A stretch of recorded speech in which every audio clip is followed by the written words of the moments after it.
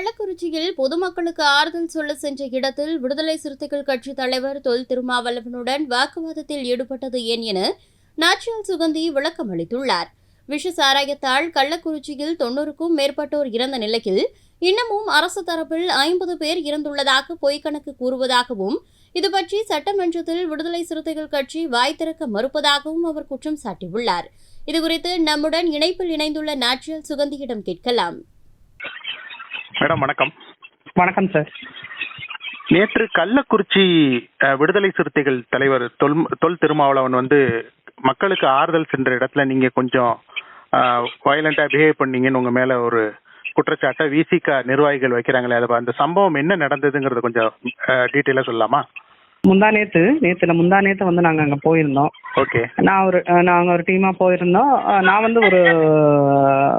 ஒரு இண்டிபெண்டன்ட் ஜேர்னலிஸ்டா அங்க போயிருந்தேன். ஓகே. அப்போ அங்க நாங்க போய் ஊருக்குள்ள இறங்கி ஒரு தெருவில் நடக்கும்போது இவர் விசிக தலைவர் ஒரு குடும்பத்துல விசாரிச்சுட்டு இருந்தாரு.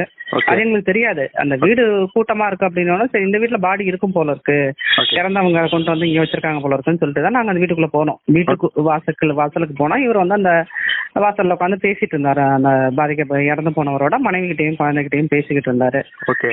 பேசி முடிச்சுட்டு அவர் வெளியே பிரஸ் மீட் வச்சாரு. பிரஸ் மீட் வைக்கும் போது அவர் சொன்னாரு, நாங்க 24ஆம் தேதி ஆர்ப்பாட்டம் அறிவிச்சிருக்கோம் அப்படின்னு.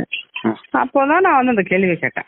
நீங்க சட்டமன்றத்துல 4 பேர் இருக்கீங்க, 4 பேர் இன்னைக்கு நீங்க கேள்வி எழுப்பி இருக்கணும்ல. இந்த மக்களோட பேர் சொல்லித்தானே ஓட்டு வாங்கி உட்காந்துருக்கீங்க. அப்ப அந்த கேள்வியை நீங்க எழுப்பி இருக்கணும். ஆனா அங்க கேள்வி கேட்காம வெறும் அடையாள ஆர்ப்பாட்டம் நடத்துறதுனால என்ன பலன் அப்படின்னு நான் கேட்க ஆரம்பிச்சேன். கேள்வியை முடிக்கிறதுக்குள்ளேயே விடுதலை சிறுத்தைகள் அங்க இருந்தவங்க தலைவரை சுத்தி இருந்தவங்க எல்லாரும் என்னைய அப்படியே கண்ணாப்பிடான்னு பேசி, அப்புறம் போலீஸும் அந்த இடத்துல ஏதாவது ஆயிடக்கூடாதுன்னு அந்த இடத்துல இருந்து என்னை அப்புறப்படுத்தி அனுப்பிச்சு விட்டாங்க சார். ஓகே. அது அந்த இடத்துல வச்சு இந்த மாதிரி கேள்விகள் கேட்கறது, கொஞ்சம் ஹார்ஷா கேள்விகள் கேட்கறது, அந்த மாதிரி இது சரின்னு அப்படி ஃபீல் பண்றீங்களா?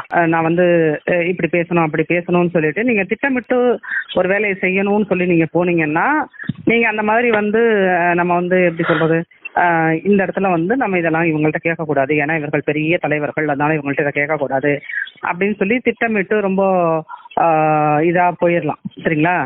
நான் அந்த ஊருக்கு உள்ள போகும்போது ஃபர்ஸ்ட் ஒரு ஊர்ல ஒருத்தவங்கள்ட்ட விசாரிக்கும் போது அந்த ஊர் மக்கள் சொன்னது இது வரைக்கும் 90 பேருக்கு மேல இறந்துருப்பாங்கம்மா அப்படின்னு அவங்க சொல்றாங்க. எப்பயுமே ஒரு மனுஷன் எப்பயுமே லாஜிக்கலா யோசிச்சுட்டு இருக்க மாட்டான் சார். எமோஷனலா யோசிக்கிற மக்களா நீங்க மனிதனா நீங்க இருந்தீங்க அப்படின்னு சொன்னீங்கன்னா கோபத்தை கட்டுப்படுத்தி அப்படியெல்லாம் கேள்வி கேட்க முடியாது. அந்த கோபத்துலதான் நீங்க சும்மா போராட்டம் அறிவிச்சிட்டு இருக்கிறதுனால என்ன லாபம்? அதே கேள்விதான் திரும்ப உங்க ஊடகம் வழியாவும் கேட்கிறேன். சும்மா போராட்டம் இந்த அடையாள போராட்டத்தினால என்ன ஒரு பெரிய இனம் பாதிக்கப்பட்டிருக்கு. 90 பேருக்கு மேல இறந்திருக்காங்க. இன்ன வரைக்கும் அரசாங்கம் 50-60 ஒரு கணக்கு சொல்லிட்டு இருக்குது. ஃபீல்டுக்கு போனீங்கன்னா ஏன்னா இன்ன வரைக்கும் எங்கேயுமே யாருக்குமே கரெக்டான கணக்கு இன்ன வரைக்குமே தெரியல. But it's above 90. 90 பேருக்கு மேல இறந்திருக்காங்கன்னு சொல்லுவீங்களா? ஆமா, அங்க மக்கள் சொல்றது அது. ஏன்னா இன்ன வரைக்குமே யாருக்குமே திட்டமா தெரியல. அது ஒரு 10-15 தெரு இருக்கிறது. ஒரு தெருவுக்கு 4 சாவு. ஒரு தெருவுக்கு 7-8 பேரு பந்தல் போட்டு வச்சிருந்தாங்க நாங்க போற அன்னைக்கு. அப்படிங்கும்போது நீங்க தோராயமா கணக்கு போட்டா கூட எவ்வளவு 90 தானே வருது அது. ஆனா அரசாங்கம் 50-60ங்கிற அதுக்கு மேல அவங்க எப்பயுமே ஒரு அரசாங்கம்ன்றது எப்பயுமே உண்மையான சாவுகளை சொல்லவே சொல்லாது சார். அது எப்பயுமே ஒரு 10-20 நம்பரை குறைச்சாதான் சொல்லுவாங்க. ஏன்னா அது அவங்களுக்கு எவ்வளவு பெரிய அவங்களோட நிர்வாக திறமையால் ஏற்பட்ட கொலைகள் தானே இது. ஒரு அரசாங்கமே இது என்ன பொறுத்த ஒரு அரசு பயங்கரவாதம். ஒரு போர்ல மக்கள் சாகிற மாதிரி இவன் சாராயத்தை கொடுத்து சாகடிச்சிருக்காங்க, அவ்வளவுதான். அப்படிங்கும்போது இவங்க நம்பர்ஸா குறைச்சுதான் சொல்லுவாங்க. அப்போ அந்த உணர்வு வேகத்துலதான் ஒருத்தன் கேள்வி எழுப்ப முடியும். ஒரு சமூகத்தின் மேல ஒரு அக்கறை இருக்கிறவன் தான் கேட்க முடியும். இல்ல நான் என்ன கேக்குறேன்னா, நீங்க ஒரு அந்த இடத்துலயுமே நீங்க பதிவு பண்ணிருக்கீங்க நான் ஒரு ஜேர்னலிஸ்ட் அப்படின்ட்டு. ஒரு ஜேர்னலிஸ்ட் அப்படிங்கிற விஷயத்த பதிவு பண்ணிட்டு ஹார்ஷா அந்த இடத்துல பிஹேவ் பண்றது அப்படிங்கறத தான் நான் உங்ககிட்ட இது என்ன ஹார்ஷ்னு கேக்குறீங்க நீங்க? இதுக்கு முன்னாடி எல்லாம் அதாவது நீங்க அதான் சார் சொல்றேன், நீங்க ஒரு பக்கா ப்ரொஃபஷனலா நான் எப்பயுமே லாஜிக்கலா ரொம்ப பேலன்ஸ்டா இருப்பேன் அப்படின்னு சொன்னீங்க. Not at all human being. ஒரு மனுஷனா கொஸ்டின் கேட்க தான் சார் செய்வான். 90 பேர் நீங்க நான் அதான் சொல்றேன் நீங்க இந்த சமூகத்தில் இப்போ இது ஒரு இதாயிட்டு இருக்குது. நீங்க எப்பயுமே அப்படியே பாலிஷ்டா கேட்கறவன் தான் நல்லவன். உணர்வு வேகத்துல அந்த நேரத்துல எமோஷனா கேட்கறவன் மனுஷனே கிடையாதுங்கிற மாதிரியான ஒரு சித்திரத்தை உருவாக்குறீங்க. ஒரு சமூக கோபம் இருக்கிறவன் அப்படிதான் கேட்பான். போய் நான் ஐயா சாமி அப்படின்னு கெஞ்சி கேட்டா தான் நல்லவளா?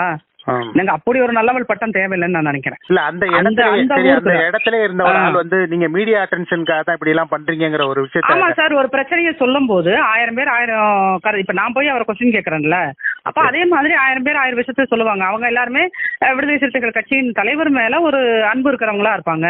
அவர் வந்து டீசென்ட்டா வந்து நீங்க மீடியா அட்டென்ஷனுக்காக சொன்னீங்கன்னு சொன்னாரு. அது மட்டும் தான் மீடியால வெளிச்சத்துக்கு வந்துச்சு. அதுக்கப்புறம் அவர் ஆபாச வார்த்தைகள் பேசுறதோ அந்த கூட்டத்துல இருந்த பல விதமா பேசுறான் ஆபாச வார்த்தைகள் எந்த டிவிலையும் வரல. ஆபாச வார்த்தைகள் யூஸ் பண்ணாங்க. அதெல்லாம் அவங்க இப்ப இந்த செகண்ட் வரைக்கும் எனக்கு 100 ஃபோன் கால் வந்துகிட்டே தான் சார் இருக்கு. செய்திகளை உள்ளது உள்ளபடி தெரிந்து கொள்ள ரெஃப்ளெக்ட் நியூஸை சப்ஸ்கிரைப் பண்ணுங்க.